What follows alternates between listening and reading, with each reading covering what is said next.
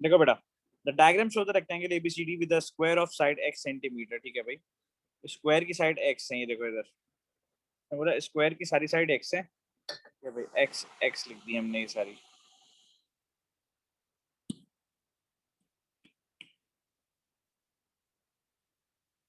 ठीक है भाई, अब आपसे कहता है AP3 है, QC4 है, ओके। अब जो ऊपर होगी वो नीचे होगी, रेक्टेंगल है नीचे, ये x होगा, ये 3 होगा, ये यहाँ से यहाँ तक 4 होगी, यहाँ से यहाँ तक देखो, और यहाँ से यहाँ तक x होगी। ये वाली बात क्लियर है आप लोगों को, जो मैंने अभी साइड्स मेंशन करी हैं? मेंसुरेशन है बेटा, ये मेंसुरेशन क्या हो गया तुम लोगों को, भूल गए हो क्या?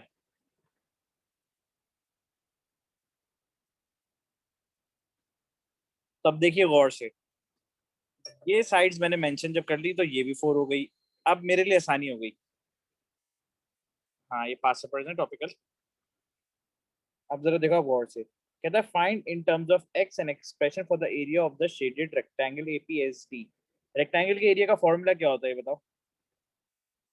हाँ भाई, बेटा बताइए एरिया ऑफ रेक्टेंगल का formula.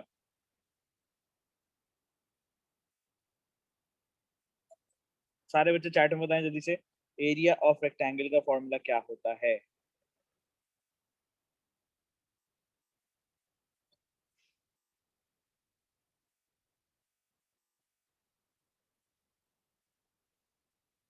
Length into breadth, base into height कह लो आप, लेकिन लेंथ इनटू ब्रेड्थ ज्यादा अप्रोप्रिएट होता है। आप देखो, शेडेड वाले का अगर लेंथ देखी जाए तो भाई हो जाएगी, ये क्या हो जाएगी, ये पूरी बताओ, ये कितनी होगी? ये तो हमें पता है, ये तो 3 हो गई, इनटू ये कितनी हो जाएगी जो बराबर में x+4। ठीक है भाई, 3 × x+4। अब आप मल्टीप्लाई करोगे तो फाइनल आंसर आएगा 3x+12। क्लियर है यहाँ तक?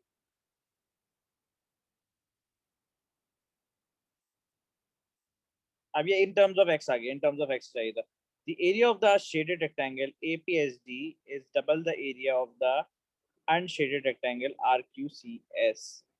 अब आप देखो, ये दोनों स्टेटमेंट्स में बताना कौन सी स्टेटमेंट करेक्ट है। ये स्टेटमेंट करेक्ट है या ये स्टेटमेंट करेक्ट है, देखो।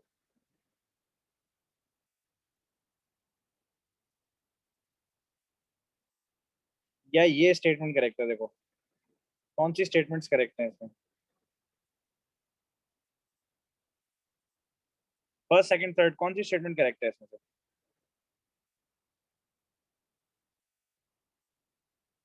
The area of the shaded rectangle APSD is double the area of the unshielded rectangle.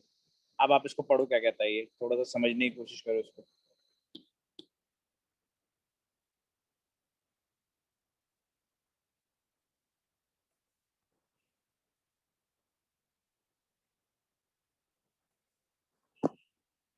अब आप बताओ कौन सी स्टेटमेंट करेक्ट होगी इसमें?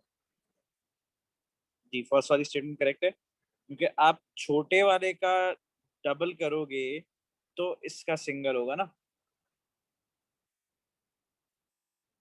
इसका डबल करो, इसका एरिया डबल करोगे तो इसका बन जाएगा। तो आपको सेकंड वाले का डबल करना है ताकि लेफ्ट वाले का आंसर आ जाए इजीली। तो हम स्टेटमेंट यूज करेंगे फर्स्ट वाली।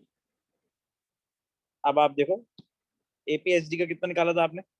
एपीएसडी कितना था आपको? Form an equation in x and solve it. तो भाई एपीएसडी कितना आया था हमारा? एपीएसडी लिखा हुआ है आपके सामने, स्क्रीन पर लिखा हुआ आ रहा होगा। एपीएसडी का एरिया कितना आया था आपके पास? स्क्रीन पे सामने लिखा हुआ है आपके सामने, 3x+12 बराबर हो जाएगा 2 times of length into breadth. अब इसकी लेंथ है x और इसकी ब्रेथ 4, ले लो कुछ भी ले लो। अब आप बताओ, अब क्या आंसर आना चाहिए हमारा? ये हो गया 3x+12 = 4 to the 8, 8x हो जाएगा। 12 = 8x - 3x, 12 = 5x। सो x की वैल्यू कितनी आ जाएगी? 12/5। x डेसिमल्स में लिखना था, डेसिमल्स में लिख दो। डेसिमल्स में कितना आएगा? 2 पॉइंट कितना आना चाहिए? 0.4 आना चाहिए। 2.4 आ जाएगी x की वैल्यू। डन, ये भी आ गया भाई। Hence find the area of the shaded rectangle. Hence find the area of the shaded rectangle. Sir RCQS का एरिया समझ नहीं आया। देखो समझने वाली क्या बात है इसमें, सिंपल सी बात है। कह रहा है आपको अगर शेडेड रेक्टेंगल एपीएसडी का एरिया चाहिए तो वो डबल है RQCS का। तो आपने RQCS का डबल करना है, उसको इक्वेट कर देना है एपीएसडी के एरिया के। सिंपल सी बात है ये वाली। अब बात समझ आई?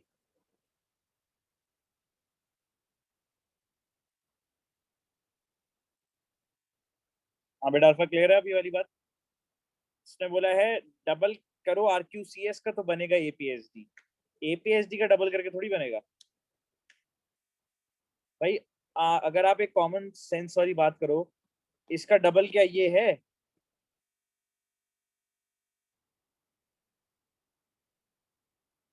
इसका डबल ये हो सकता है, ये इसका डबल नहीं हो सकता। अगर हम कॉमन सेंस वाली एक बात करें तो। अब समझ गई? छोटा एरिया का भी डबल नहीं होगा ना बड़े। देखो छोटे एरिया का डबल करो तो बड़ा बन जाएगा, बड़े का डबल करो तो छोटा थोड़ी बनेगा कभी। क्लियर है अल्फा? आई थिंक अब क्लियर हो गई होगी तुम्हें ये वाली बात। अब आ जाओ इसके आंसर निकालते हैं इसका। एक्स की वैल्यू आई है 2.4। अब 24 थ्री जरा कर लो। 3 4 12, 3 2 6 प्लस 1 7। 7.2 ऐड कर दो। 19.2 आपका आंसर आ जाएगा लास्ट पार्ट का। तो इजी था ये। आई थिंक पेपर वन का क्वेश्चन है, पेपर टू का क्वेश्चन है बल्कि। एक पार्ट है, डी पार्ट के दो पार्ट्स थे इसके अंदर तरह से। पूरा सवाल नहीं था ये।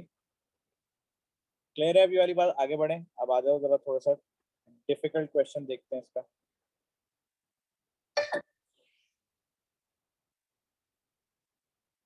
ये वाला सवाल।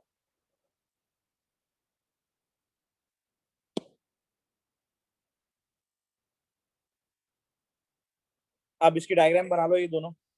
डायग्राम वन बना लो पहले, फिर नेक्स्ट जब सी पार्ट पाएंगे तो डायग्राम टू भी बना लेना। अभी डायग्राम वन बना लो।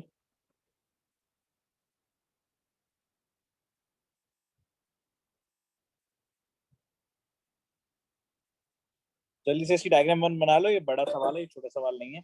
ये हमें टाइम लगेगा इसको सॉल्व करने में।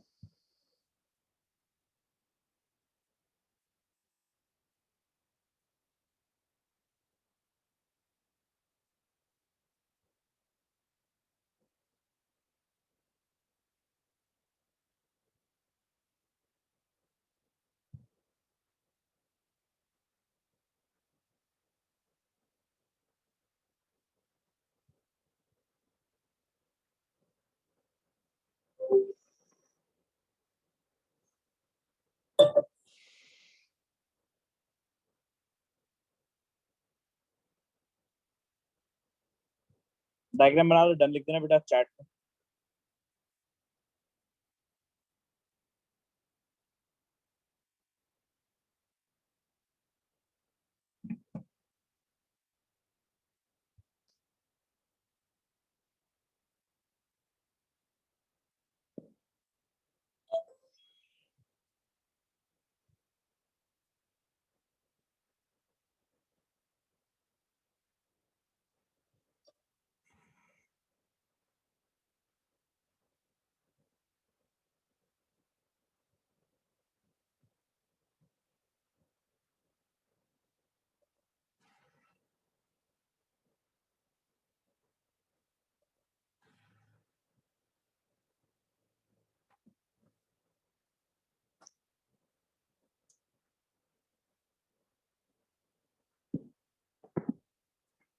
अब देखो बेटा, आपको मैंने एक डायग्राम बताई थी आई गेस। रुको हम देखते हैं चल के। मैंने तुम लोगों को ना मेंसुरेशन के लेक्चर के टाइम ना, आई गेस मुझे याद आ रहा है, मैंने शायद एक डायग्राम बना के तुम्हें दिखाई थी। ये वाली याद है?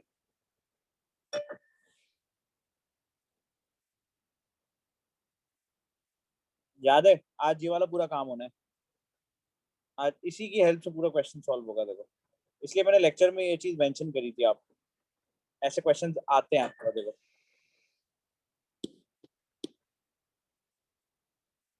अब आप बताओ, explain why AOB equals to 72 degrees.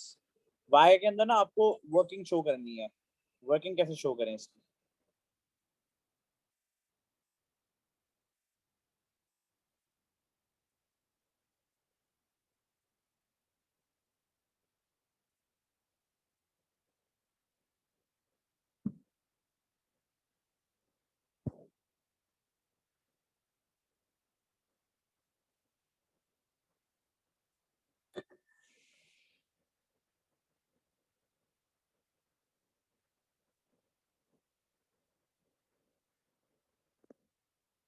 अब आपको पता क्या करना है, आपने लिखना है there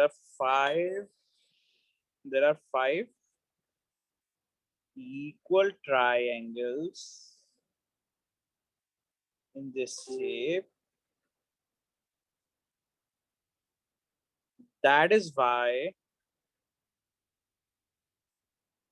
the angle AOB equals to 72 degree. अब रीजन देना देखो, 360 degrees divided by 5 equals to 72 degrees. अब आप देखो सर 5 ट्राइंगल्स कैसे हैं, मैं आपको दिखा देता हूँ, ये रहे। ठीक है, अब आप चाहो तो आप ऐसे भी शो कर सकते हो, x plus x plus x plus x plus x equals to 360, 5x equals to 360, so x equals to 360 upon 5, x equals to 72 degrees. That is why the angle AOB equals to 72 degrees. Clear है अब ये वाली बात आपको? अब आप देखो ये सारे 72 के आएंगे।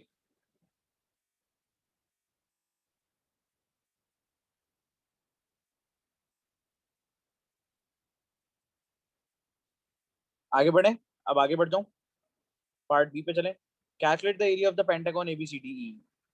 Area of the pentagon ABCD के लिए देखो, इसमें एक चीज मिस प्रिंट हुई है, दैट इज द रेडियस। इसका जो रेडियस है ये 1.5 सेंटीमीटर का है। ठीक है, ये आप अपने पास एक्स्ट्रा लिख लो। फोटो कॉपी करते हुए या प्रिंट करते हुए इन्होंने यहाँ पे मेंशन नहीं किया उसको, और सवाल के अंदर लिखा हुआ भी नहीं है, बताइए। तो इसलिए आप इसको लिख लो, 1.5 सेंटीमीटर का रेडियस है इसका, वरना रेडियस के बगैर आपको कोई भी काम नहीं होगा इसके अंदर।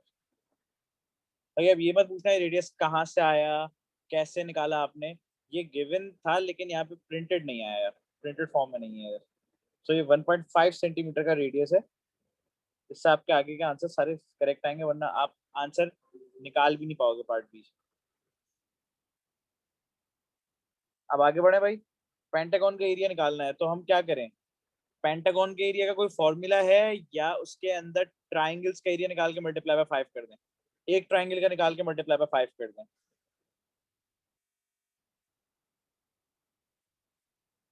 क्योंकि इक्वल ट्राइंगल्स हैं ये। तो आप क्या करो, सिंपल सी बात, अब मैं जरा इसको इरेज बाद में कर देंगे, पार्ट बी करते हैं इसका।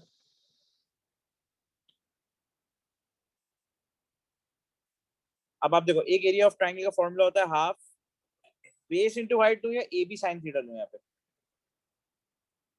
हाँ भाई,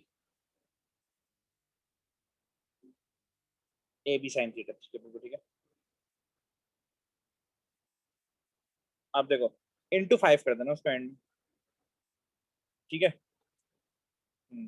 सो 5 multiply by 1/2 multiply by 1.5 multiply by 1.5 multiply by sine 72 degree. बताओ कितना एरिया आ रहा है? आई गेस तुम लोग का आंसर आना चाहिए 5.35 समथिंग, या पता नहीं 8 समथिंग कुछ आएगा। देखो कितना है, 5.35 समथिंग आएगा। देखो 5.349 समथिंग आ रहा होगा, उसको तुम 5.35 सेंटीमीटर स्क्वायर कर देना। देखो ठीक है। हाँ वो रेडियस राउंडेड ऑफ है ना, तो 5.35 आएगा इसका आंसर। पॉइंट्स पर कोई मसला नहीं है, तो आप लोग जल्दी जल्दी कर लो, कॉपी करते रहना, हर चीज लिखते रहना, वरना आपके लिए फिर प्रॉब्लम होगी, आप भूल जाओगे कुछ या आप मिस कर जाओगे, तो आपको फिर आगे प्रॉब्लम आएगी। इसके आगे पार्ट्स तंग करेंगे फिर आपको। पार्ट ए पार्ट बी सारे बच्चे कर कर डन लिख दें। डन लिखने के बाद, हाँ ये पेपर 2 का क्वेश्चन है बेटा, ये P2 का सवाल है, ये P2 का सवाल है, आपको कैलकुलेटर यूज करना है इसके अंदर। बात इसके अंदर देखो, एक ट्राइंगल जो बना हुआ है, ऐसे 5 ट्राइंगल्स हैं शेप के अंदर। हर पॉलीगॉन के अंदर ट्राइंगल्स बनते हैं तब जाके उनका एरिया निकलता है। सो पॉलीगॉन्स के लिए आपको, जिनकी साइड 4 से ज्यादा होती है, आपको ट्राइंगल्स बनाने पड़ते हैं। तो हमने यहाँ 5 ट्राइंगल्स बनाए, हमने एक ट्राइंगल का एरिया ले लिया। ये भी 1.5 है तो ये भी 1.5 होगा रेडियस। रेडियस का सेंटर तो सेम होता है ना सब जगह से। तो हमने ये एक ट्राइंगल का एरिया निकाला, half A B sine theta करके, और हमने मल्टीप्लाई बाय 5 करके इसका आंसर दे दिया। खत्म, सिंपल सी बात। अच्छा, ये भी 1.5 होगा, ये आगे आपको हेल्प करेगा। अभी हेल्प नहीं करेगा ये। चलो भाई आगे चलें। अब पार्ट सी के लिए राइट हैंड 1.5 मैंने बता दिया था आपको, ये मिस प्रिंटेड है, गिवन नहीं है इधर, तो इसलिए मैंने आपको बता दिया था। वरना उसके बगैर आप क्वेश्चन नहीं कर सकते हो।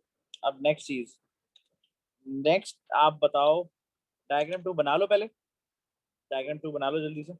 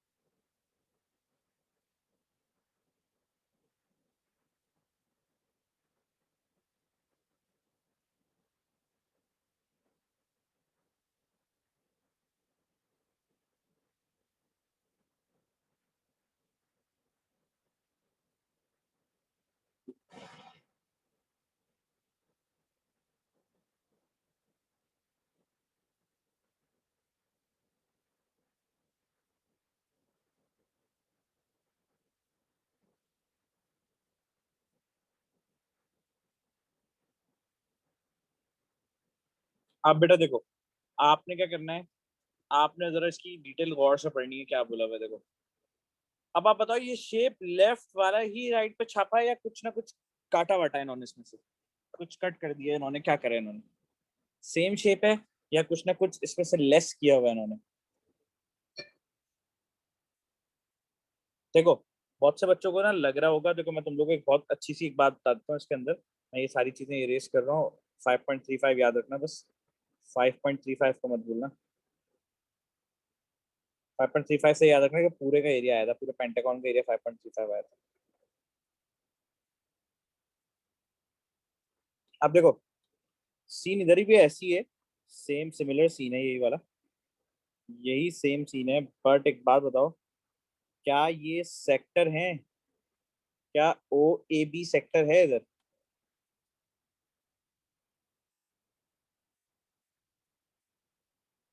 या ये ओ ए बी सेक्टर था? देखो, या ये ओ ए बी सेक्टर था? ये तो सेक्टर नहीं होगा, ये तो कम कर दिया इधर उन्होंने, तो कम कर दिया इन्होंने। अब इधर ये सेक्टर नहीं है, अब इधर बड़ा सेक्टर है, देखो ये सेक्टर है।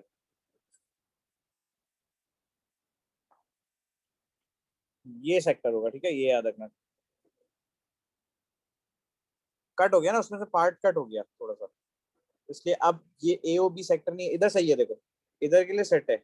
ओ ए बी सेक्टर है, O A B is a sector, correct. But यहाँ पे O A B is not a sector, क्योंकि उसका एक पार्ट खा लिया कहीं से, ठीक है। यहाँ O D, sorry D A B या A D B is a sector, यहाँ पे A D B is a sector. Clear है ये वाली बात अब आपको? ये तंग तो नहीं करेगी आपको आगे?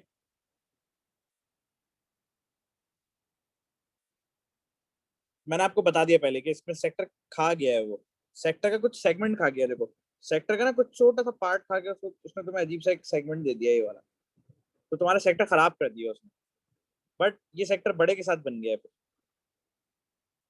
आप जरा देखो गौर से।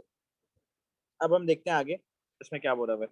The diagram to show the design for a new point, the vertices of the regular pentagon A, B, C, D, E are joined by circular arcs whose centers are the opposite vertices. For example, the arc A, B, S center D, खुद बता रहा है आपको, A, B center, S center D and radius D A. अब D A radius बोला उसने, देखो उसने O A रेडियस की बात नहीं करी ना। हाँ भाई, इसका मतलब अब सेक्टर ये वाला है, ये रेडियस देखो बोला उसने। उसने कहा ये इसका रेडियस है सेक्टर का। उसने आपको क्लियर कर दी खुद ही बात ये वाली।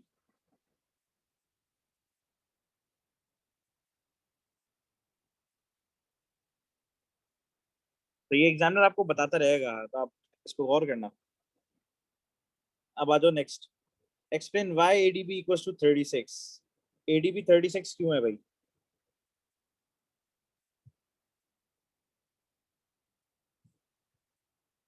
हाँ भाई ये देखो, ये कितने का था? तो ये 36 कैसे आ रहा है, वो ये पूछ रहा है। बताओ प्रॉपर्टी।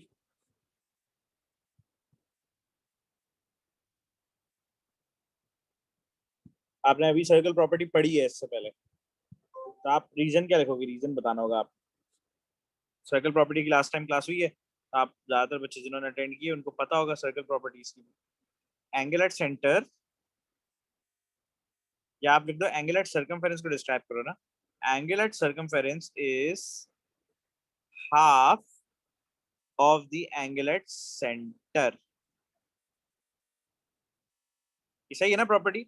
मुझे डी वाले को डिफाइन करना है ना, ओ वाले को डिफाइन तो नहीं करना ना मुझे। मैं तो डी वाले को डिफाइन कर रहा हूँ, इसलिए मैंने उसको सर्कमफेरेंस पे बोला है। Angle at circumference is half of the angle at centre.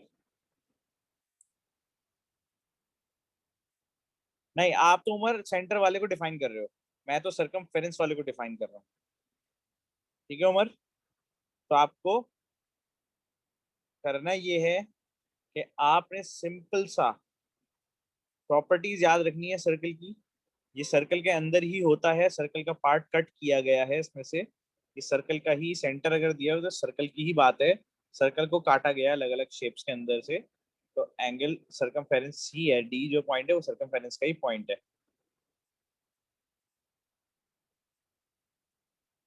D क्योंकि एडी रेडियस है ना, पूरा डायमीटर आपका एडी। तो ये आपके लिए सिंपल सी बात है, ये सर्कल की ही प्रॉपर्टी का है। ठीक है, क्योंकि सेंटर गिवन है, सेंटर सर्कल में दिया होता है और किसी शेप में दिया हुआ नहीं होता है एज सच आपके पास। ठीक है भाई। अब आप बता, show that the length of the DA is approximately 2.85। DA की लेंथ आपने प्रूव करवानी है। देखो पहली चीज देखो क्या क्या चीजें गिवन है हमें। ये देखो ये 1.5 है, ये 1.5 है, ये कितने का होगा पूरा?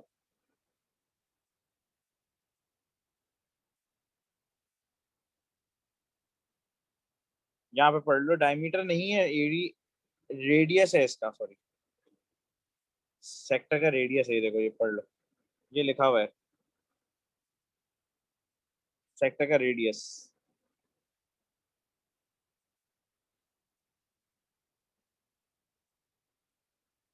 90 नहीं होगा उमर, उमर ये देखो ये एंगल बताओ कितने का होगा ये वाला। सारे बच्चे बताइए एंगल कितने का होगा भाई। ये देखो कितने का होना चाहिए भाई, ये कितने का था? ये कितने का था ये बताओ? 72 था। तो ये कितने का होगा? ये भी 72 का होगा, अब बताओ।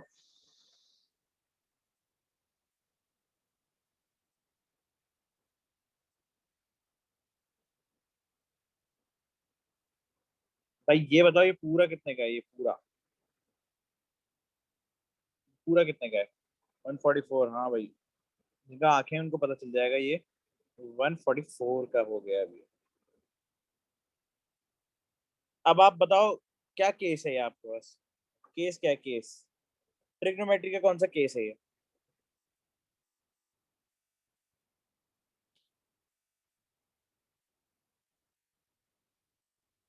कौन सा रूल अप्लाई करना चाहिए हमें यहाँ पे? हाँ, नॉन राइट एंगल है, बिल्कुल सही है। नॉन राइट एंगल में अब फाइंड कैसे करें इसको?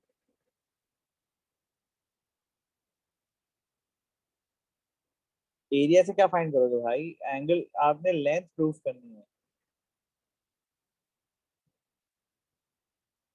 भाई कितनी साइड्स का जिक्र है? देखो, एक, दो और तीसरी का जिक्र है, तीसरी निकालनी है। कौन सा फॉर्मूला लगाएंगे? याद करो, देखो, याद करो क्या कौन सी लगती थी। वो साइन बिल्कुल सही है। कैपिटल ओ के सामने वाला स्मॉल ओ, कैपिटल ए के सामने वाला स्मॉल ए, कैपिटल डी के सामने वाला स्मॉल डी। अब आप फॉर्मूला लिख दो सिंपल सा। ओ निकालना है, O equals to square root of A square plus D square minus two A D cos O. अब आप सारी वैल्यूज डालो, आंसर निकालो अपना।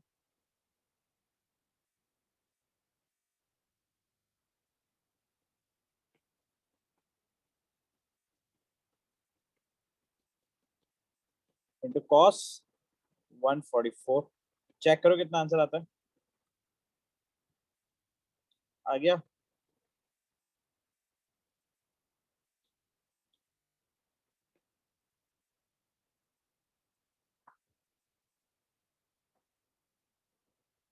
डन।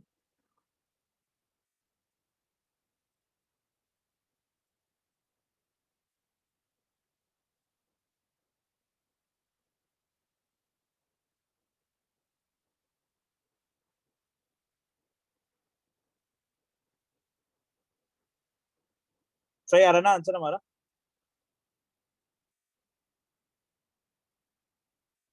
अगर हमारी कोई भी लेंथ एंगल खराब होता ना, या हमारा रेडियस भी गलत होता, ये आंसर नहीं आता। आ रही है बेटा, मेंसुरेशन ट्रिग्नोमेट्री सब चीजों में इन्वॉल्व होती है।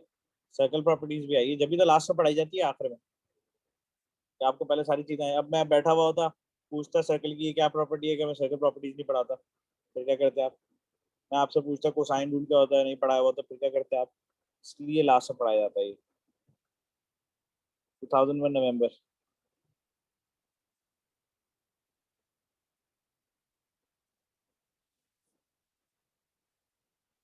अब आप बताओ, calculate the area of the triangle D A B. D A B का एरिया ऑफ ट्राइंगल निकालना है। डी ए बी, बड़े वाले का, अब इसका निकालना है हमने।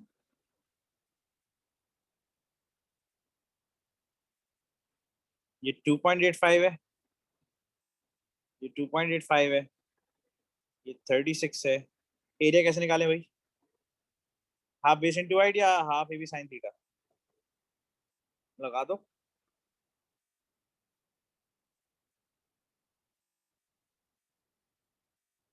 निकालो कितना आता है आंसर। आंसर निकाल के बताओ जरा इसको।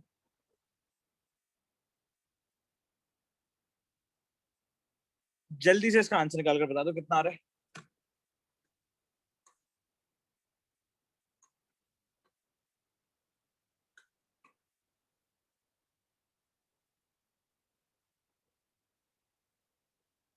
कितना आ रहा है आंसर? 2.39।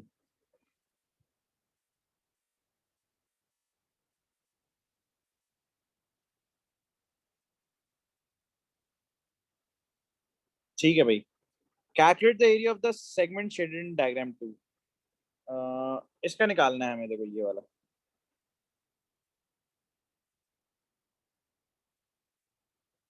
ये कैसे निकालें?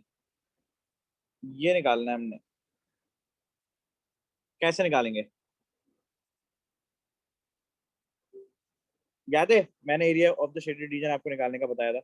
Area of the shaded region अगर आपको निकालना है, आपने क्या करना है? लार्जर एरिया में से स्मॉलर एरिया को माइनस कर देना है। अब देखो, लार्जर एरिया है area of sector A D B. Sector ADB के एरिया में से आपने माइनस करना है ट्राइंगल एडीबी का एरिया। ठीक है भाई, ट्राइंगल का तो हमें पता है। सेक्टर का चेक करते हैं भाई, सेक्टर का कितना आएगा। आ जाओ। एरिया ऑफ सेक्टर का फॉर्मूला क्या लिखवाया था आप लोगों को मैंने? एरिया ऑफ सेक्टर, फॉर्मूला याद करो। क्या लिखवाया था एरिया ऑफ सेक्टर का फॉर्मूला? जल्दी से याद करो, angle upon 360 into pi R square. ठीक है भाई, एंगल इज 36, 36 अपॉन 360 1/10 हो गया, इंटू पाई इंटू 2.85 का स्क्वायर। निकालो आंसर क्या आता है इसका, मुझे आंसर बताओ, सेपरेटली बताना, अलग से आंसर बताना मुझे।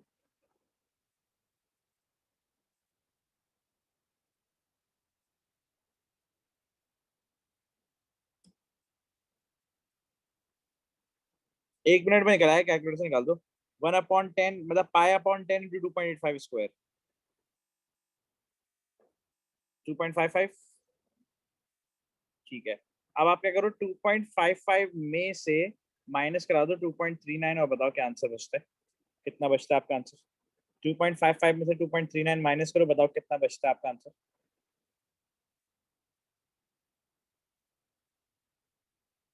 0.16। ओके, ये आपका शेडेड रीजन का आंसर, ये 0.16 और ये आपका 2.39, और दोनों को मिलाएंगे तो बन जाएगा 2.55। क्लियर है? आज इधर मैं तुम्हें यहाँ पे बता देता हूँ।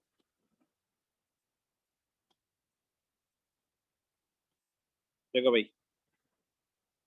जो इसका एरिया है दैट इज 2.39, जो इसका एरिया है इट इज 0.16। आप जब दोनों को मिलाओगे it will be 2.55 I guess, है ना? तो क्लियर है ना, सिंपल है, क्रिस्टल क्लियर। बहुत इजी चीज चल रही है, क्लियर क्लियर सी। अब नेक्स्ट चीज देखते हैं। अब आपसे जो पूछता है ना लास्ट पार्ट, जरा लास्ट पार्ट की बात करते हैं। Calculate the area of the face A B C D E of the coin.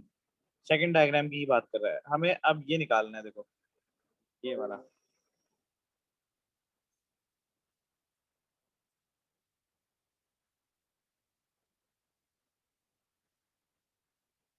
ये एरिया कैसे निकालें?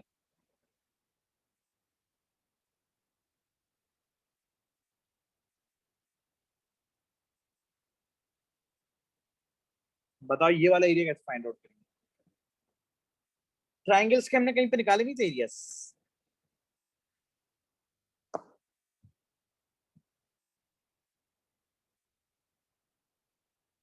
याद है कहाँ पे निकाले थे हमने?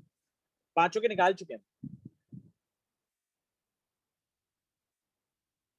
कितना निकाला था बताओ? मैंने इससे कहा था याद रखना, ये वाला कितना निकाला था हमने, ये सेकंड पार्ट, सेकंड पार्ट कितना निकाला था हमने? 5.35। ठीक है, अब शेडेड वाला कितना है? 0.16। तो इसका मतलब सब जगह ये ऐड होना है,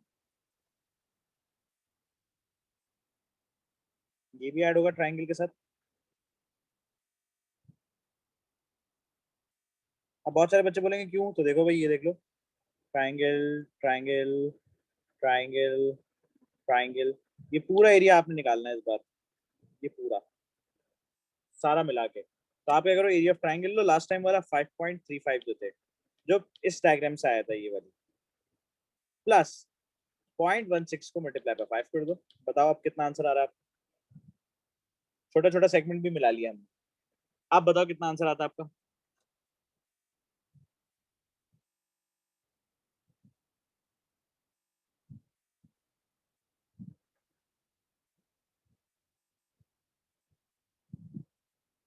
हाँ भाई, कितना आ रहा answer?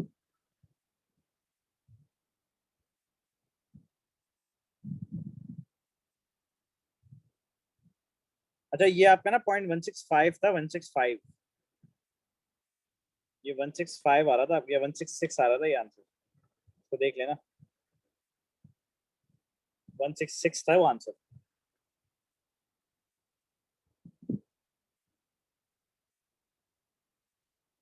D centre of the circle नहीं है मेरे भाई, डी सेक्टर का है।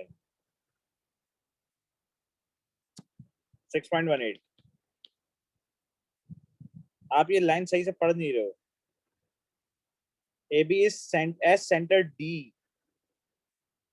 And radius is D A, ये आपको बोलना चाह रहा है वो, तो बताना चाह रहा है सर्कुलर ऑब्जेक्ट के अंदर है और उसका रेडियस डी ए है। सेंटर थोड़ी बोल रहा है, सेंटर तो ओ है, ओ होता है सेंटर तो हमेशा। अब इसका आंसर चेक कर लेते हैं हम सारे। Question number 13,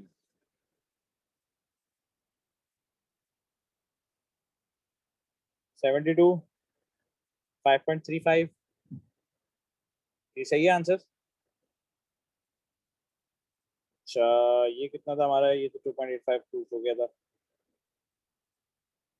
2.39, 0.166, 6.18। ठीक है।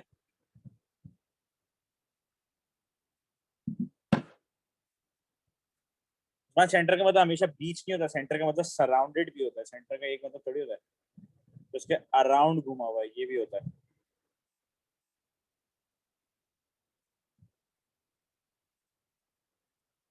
ठीक है। वो सिर्फ एडी की बात कर रहा था सिर्फ। सारे आंसर्स करेक्ट है। अब आ जाओ, चलते हैं दूसरे क्वेश्चन की तरफ, जल्दी जल्दी, टाइम कम है हमारे पास लिए। तो आज हम ये क्वेश्चंस करेंगे बड़े बड़े। कल भी हम क्वेश्चंस करेंगे 2D वाले। फिर मैं आपको ले आऊंगा 3D वाले क्वेश्चन, 3D के फॉर्मूला लिखवा के 3D के क्वेश्चंस पे।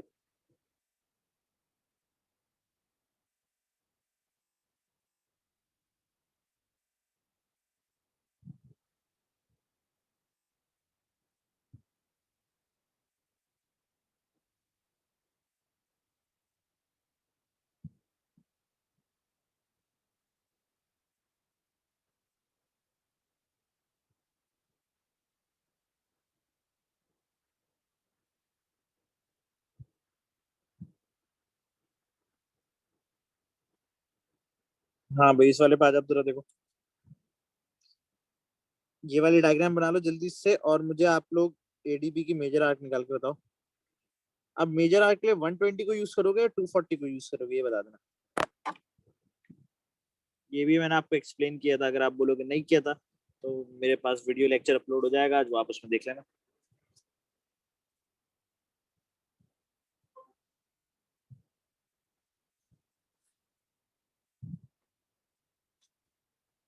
आप बताओ भाई, जल्दी जल्दी बताओ।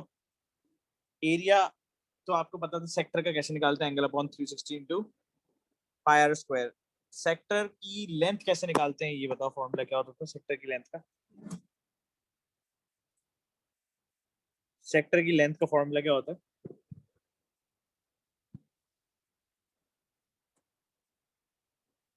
ठीक है। Angle upon 360 into 2 pi R. Okay. कह रहा है पाई को आप लो 3.142।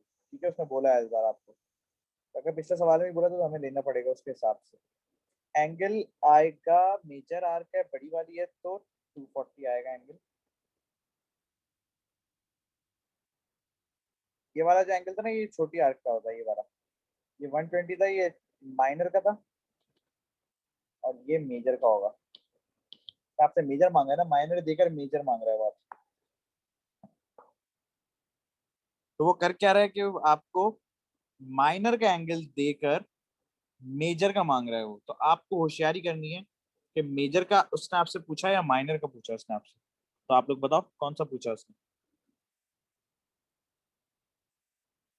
तो आप एंगल भी मेजर वाला यूज करना। पाई, पाई को लो 3.142, उसने बोला है, सही है।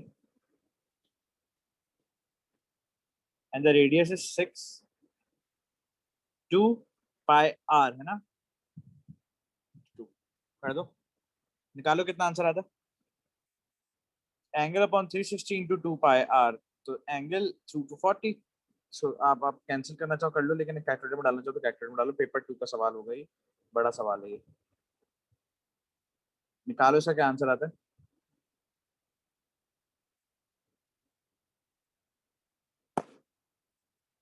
कितना है बेटा? 25.14। चेक कर लेना एक दफा।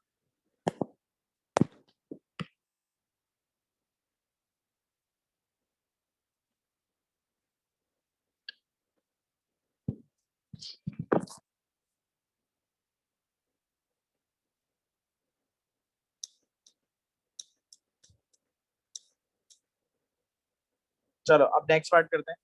फिर आपसे पूछता है explain why ATB equals to 60 degree. Explain why ATB equals to 60 degree. सोच के बताना, जल्दबाजी में जवाब नहीं देना। यहाँ पे आप ये मत बोलना कि सेंटर और सरकमफेरेंस वो सर्कल के बाहर है, सर्कल के अंदर नहीं है वो। ये लेकिन है सर्कल की प्रॉपर्टी। याद है ऐसी एक प्रॉपर्टी मैंने तुम लोगों को करवाई थी, ये वाली, अगर भूल गए हो तो।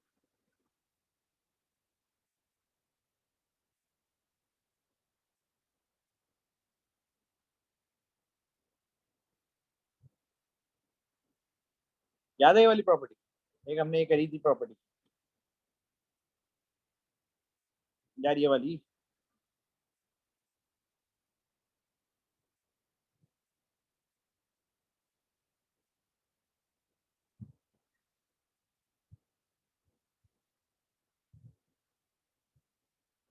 वही तो है ये देखो ये कितने डिग्री है, टेंजेंट जा रहा है बाहर, ये बाहरी बाहर से गुजर जाएगा, ये बाहरी बाहर से गुजर जाएगा। कितना डिग्री का होगा ये कितने का आएगा, ये कितने का आएगा। अब आप देख लो, angle A plus C plus B plus T equals to 360 degrees. Angle A is 90, angle C is 120, angle B is 90, angle T equals to 360। अब आप 90 डिग्री का एक्सप्लेनेशन दे देना sir. 90 degree as radius and tangent are always perpendicular. ये आप लिख देना, लिख के आना प्रॉपर तरीके से। अच्छा 360 आप लिख देना, sum of a coordinator that is why हमने इसके बराबर रखा t equals to 360 minus 300 then t equals to 60 degrees. आ गया आंसर आपका। तो सर्कल प्रॉपर्टी इंपॉर्टेंट थी या नहीं थी? जी हमदान बोलिए।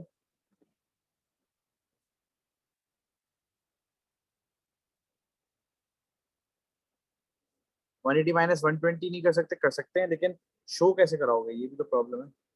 ऑपोजिट एंगल ऑफ क्वाड्रिलेटरल बोल सकते हो, लेकिन 90 90 शो कैसे कराओगे? तो शो कराने की वजह से बस ये कह रहा है, वरना तुम कर सकते हो। आप तुम्हें पता है ऑपोजिट एंगल्स का सम 180 होता है क्वाड्रिलेटरल्स के अंदर, कर सकते हो, कोई प्रॉब्लम नहीं है। मार्क्स पे डिपेंड करता है कितने मार्क्स, अगर 1 मार्क का होता है ये हाँ तुम वो लिख के आ जाते, कोई प्रॉब्लम नहीं। अगर 2 का होता तो फिर हमें प्रॉपर लिखना पड़ता सब। ठीक है, 2 या 3 का भी होता तो। डन है। अब आप बताओ 80 की लेंथ निकालने का, कैलकुलेट द लेंथ ऑफ 80। 80 की लेंथ निकालनी है भाई। अच्छा अच्छा ये निकाल देते हैं, कोई मसला नहीं है भाई। ये तो तोड़ते हैं पहले तो, एक मिनट।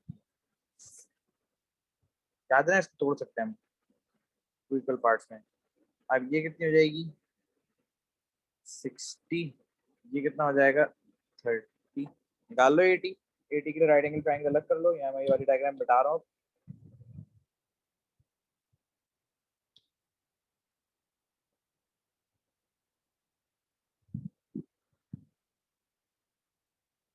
थर्टी को यूज कर लो, काफी है। ऑपोजिट 6 गिवन है, ये एडजेसेंट है, एक्स ले लो। ऑपोजिट एडजेसेंट आपको पता है 10 थीटा लगेगा, 10 थीटा लगा दो।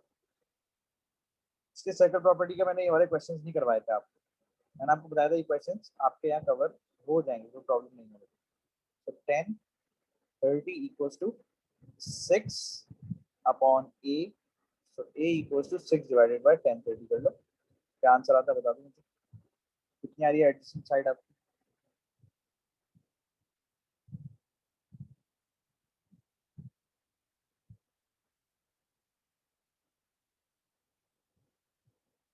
10.4 चेक कर लेना।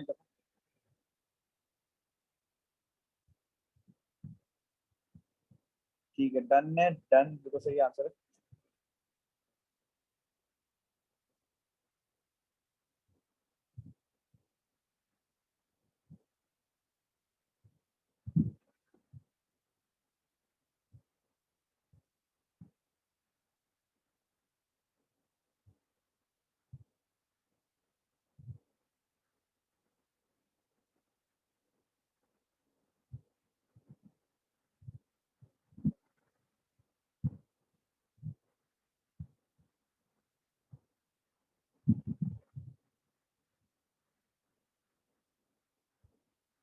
अब आप बताओ लास्ट पार्ट कैसे करें इसका, पार्ट बी के लास्ट पार्ट पे।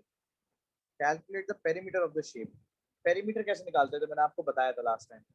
एडीबीटी का पेरीमीटर, पेरीमीटर कैसे निकालते हैं पहले तो आप ही बताओ। देखो एडीबीटी की बात करिए, अभी आप ऊपर का सर्कुलर शेप भूल जाओ। एडीबीटी ये लो, एडीबीटी, और जो पूरा ही शेप है सर्कुलर वाला भी शेप ही है ये देखो। एडीबीटी का निकालना है आपने, देखो ये डी एंड डी, ये निकालना है आपने पूरा। कैसे निकालें हम, ए डी बी सी। हाँ भाई, क्या करें? 80 कितनी आई है हमारी? 80, पहले बताओ 80 कितनी आई है? 80, जल्दी जल्दी चैट में बता दो 80 कितनी आई है हमारी? 80।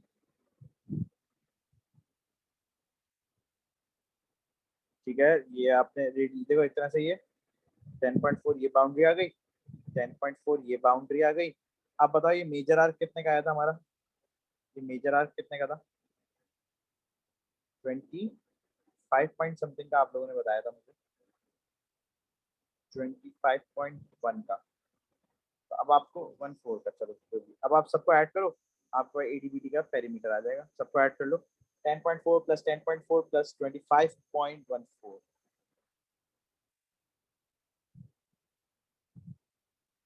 45 पॉइंट कितना आ रहा है? 45.9, ये तो सही है। ये भी आंसर भी तो सही है आपका। तो ये पेरीमीटर होता है सम ऑफ द आउटर बाउंड्रीज। बाहर की बाउंड्रीज को ऐड कर दो, पेरीमीटर का आंसर आ जाएगा आपके पास। अब जरा थोड़ा सा सिमेट्री से रिलेटेड क्वेश्चन है, तो वो बहुत सारे बच्चों ने देखो जो सिर्फ ऑनलाइन पढ़ते थे उन्होंने सिमेट्री नहीं पढ़ी थी। बाकी तो मैंने सबको रोटेशनल और वाली सिमेट्री पढ़ा दी थी ना। है ना बेटा, फिजिकल वाले बच्चों को तो मैं सिमेट्री पढ़ा चुका हूँ ना पूरी। यस और नो में जवाब तो दे दो। उस्मान आपने नहीं पढ़ी होगी, मैंने पढ़ाई थी।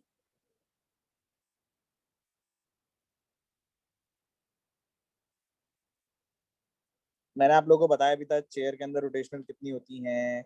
सही है, चेयर से रिलेट करके व्हाइट बोर्ड का बता के, लाइन ऑफ सिमेट्री का बता के। आप लोगों ने क्लास मिस करी होगी फिर, ये वाली सारी बताई थी मैंने। अच्छा अब सुनो, अब जरा गौर से सुनना। Four of the shapes shown in diagram 2 are arranged to form the figure shown in diagram 3. This figure has the rotational symmetry of order 4. इसका मतलब सिंपल सा ये है, ये 4 दफा घूम सकती है अबाउट अ फिक्स्ड पॉइंट, और एक ही जैसी आपको इमेज देगी। देखो, एक दफा तो इसने स्टार्टिंग में इमेज देनी है घूम के, जितना भी डिग्री आप एक दफा घुमाओ, ठीक है। फिर इसका वन यहाँ आ जाएगा, ये एक दफा यहाँ इमेज देगी। देखो कितनी दफा वन आपको एक ही जैसी एक ही जगह दिखेगा, बताओ। वन कितनी जगह दिखेगा आपको एक ही दफा? 4 दफा, तो इसमें रोटेशन हो जाएगी 4। अगर 5 दफा दिख रहा होता वन, तो कितनी रोटेशनल सिमेट्री होती है इसमें? ये एक तरह से पंखा समझ लो जिसके 4 ब्लेड है, 4 ब्लेड्स वाले पंखे भी आते हैं आजकल। या आप समझ लो जो आप वो उड़ाते हो, ड्रोन, ड्रोन के भी तो 4 पंखे होते हैं। आप उसको 4 दफा तो घुमाओ, चारों दफा सिमेट्रिकल होगा वो रोटेशन वाला, है ना।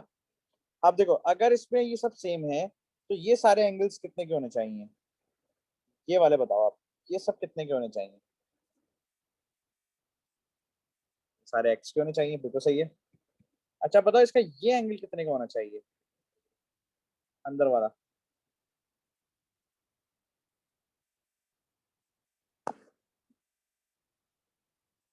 यही वाला तो शेप है, यही वाला तो शेप है। ये कितने का एंगल आया था? 60 का आया था। अब ये सारे कितने के होने चाहिए?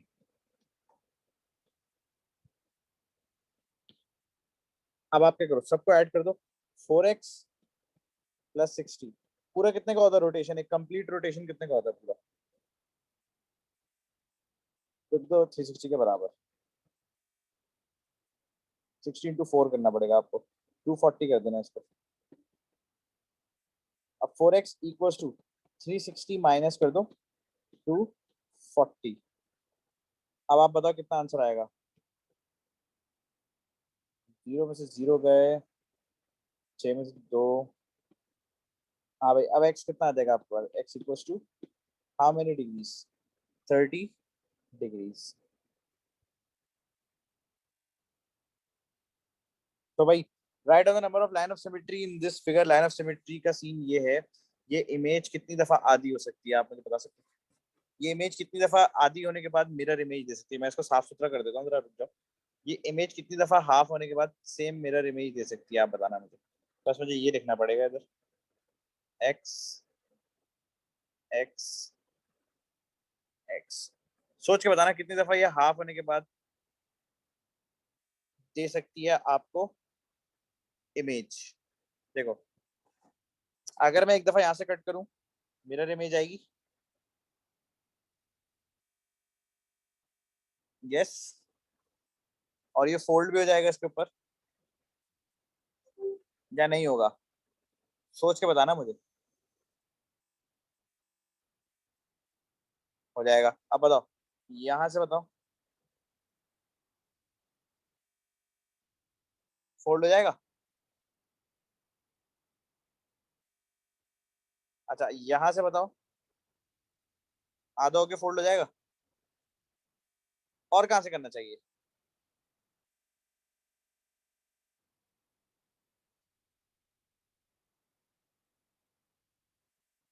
अब बताओ, अब और है? और कोई चांस है? और कहीं से हम इसको बाइसेक्ट कर सकते हैं? मेरा ख्याल से तो सारे चांसेस हो गए इसके, एंगल्स के बीच में से भी और शेप्स के बीच में से भी। तो इसके अंदर होंगे 4 नंबर लाइन ऑफ सिमेट्रीज। ठीक है। अच्छा, अब जरा थर्ड पार्ट पढ़ो और मुझे बताओ एक रेवोल्यूशन कितने डिग्रीज का होता है। ऊपर आंसर में गिवन है उस्मान, पिछली डायग्राम का पार्ट, ये पिछली डायग्राम ही है, ये पूरा बना हुआ है, इसके अंदर एंगल गिवन था।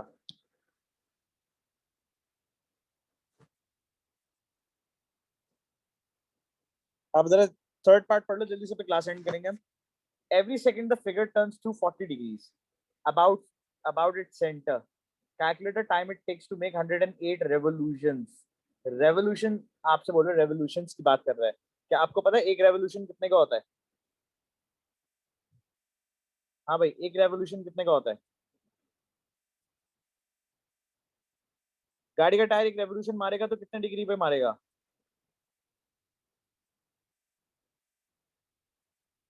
360। तो भाई एक revolution होता है 360 डिग्रीज का। कितनी रेवोल्यूशन मार रहा है ये? 108 रेवोल्यूशंस कर रहा है ये। तो बताओ कितनी रेवोल्यूशन हो गई टोटल? रेवोल्यूशंस का एंगल कितने का हो गया ये बताओ, कितने का एंगल हो गया?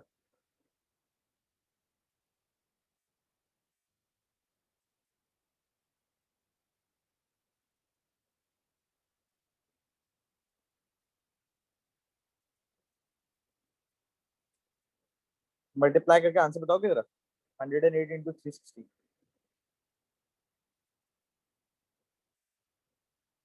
अब बताओ एवरी सेकंड शेप कितना घूमता है? ये तो टोटल 108 रेवोल्यूशन का एंगल आ गया, अभी तो शेप की बात ही नहीं हुई। एक सेकंड में आपका शेप कितना डिग्री घूमता है?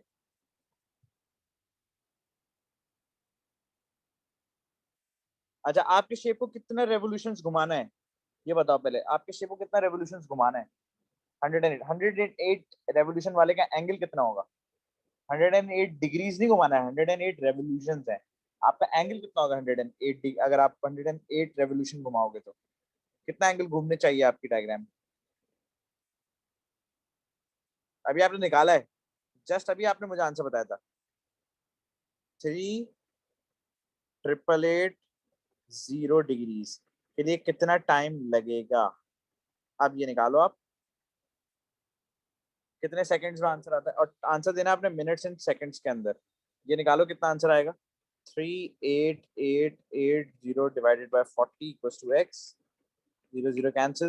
निकालो कितना आंसर आता है। 972 सेकंड्स लग रहे हैं। अच्छा, अब आपने आंसर देना है इन मिनट्स एंड सेकंड्स। तो 972 को डिवाइड करवा दीजिए 60 से, तो मिनट्स में चला जाएगा। कितने मिनट्स हो जाएंगे जरा बताइएगा।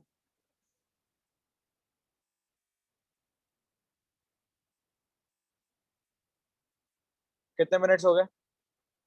अब ये लॉजिकल क्वेश्चन है, कोई ज्यादा मैथ से रिलेटेड नहीं है, लॉजिकल सवाल था ये। तो रेवोल्यूशन का मैंने आज आपको एक नई चीज सिखा दी। रेवोल्यूशन का मतलब होता है, एक रेवोल्यूशन का होता है 360 डिग्री घूमना। 16.2 मिनट्स आ गए, ठीक है। अब आप बताओ क्या ये आंसर करेक्ट है, या अभी हम इसको और सेकंड में भी कन्वर्ट कर सकते हैं? ये तो कंप्लीट मिनट्स आ गए 16 मिनट्स। 0.2 है इनकम्प्लीट मिनट्स, तो क्या मैं इसको सेकंड में कर सकता हूँ? तो ये कितना हो जाएगा? 2 6 12, 120, 120 के बाद एक डेसिमल पॉइंट, 12 सेकेंड्स। अब आप इसके सारे आंसर्स टैली कर लो। क्वेश्चन नंबर 16, फिर मैं आपको एक सवाल दूंगा प्रैक्टिस के लिए।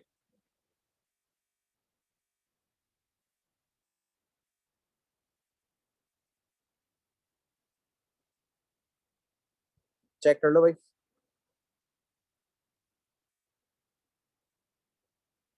ये तो सही है हमारा, वही देखो 1990 बना हुआ है देखो इसमें। ये ठीक है, 10.4 ठीक है, 45.9 ठीक है, 4 ठीक है, 30 ठीक है, 6 मिनट 12 सेकंड। सारे आंसर सही है।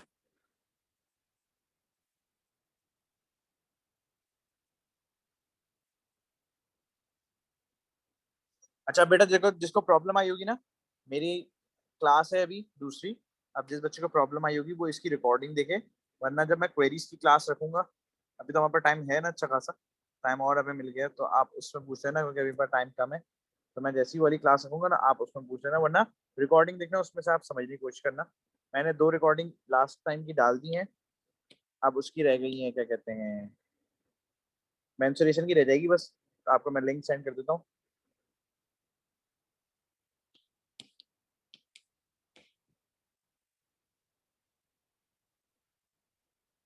ठीक है बेटा।